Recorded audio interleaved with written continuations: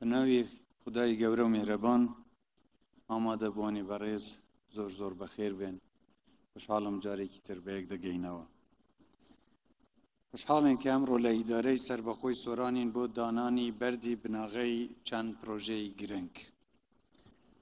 دوێنێش لە سنووری ئیدارەی سەربەخۆی ڕاپەڕین بووین بۆ کردنەوەی پرۆژەی پردی دەربەندی ڕانیە.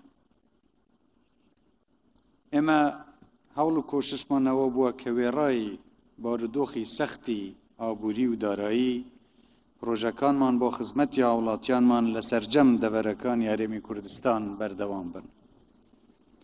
بەرنامە و پلانی حکومەتی هەرێمی کوردستان ئەوەیە کە بەتەنیا گرنگی بە شارە گەورەکان نەدرێت، بەڵکو پێویستە لە پاڵ ئەوانیشدا شار و شارۆچکەکان گەشە بکەن و دیهاتەکانیشمان ببۆژێنینەوە.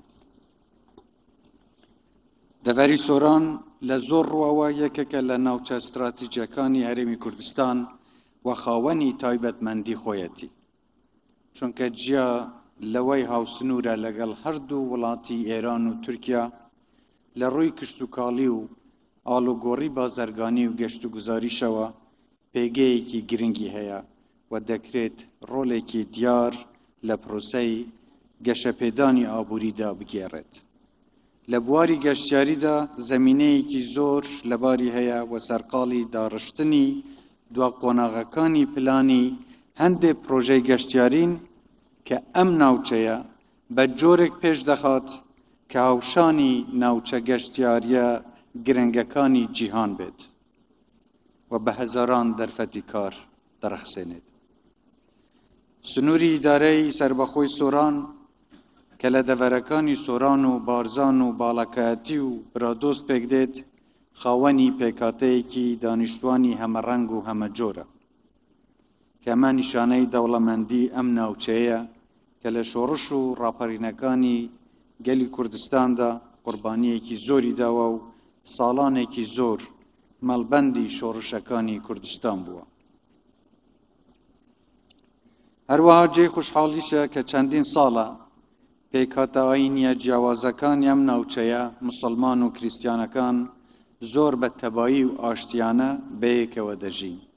هیوادارم ئەم کولتوری بەیەکەوە ژیانە پەرەی زیاتری پێ بدرێت و زیاتر قۆڵ ببێتەوە.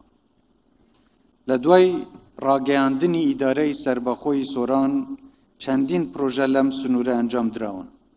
بێگومان پرۆژەی زیاتر و گەورەتریش لە پلان و بەرنامەی ئێمەدایە کە بۆتانی بکەین.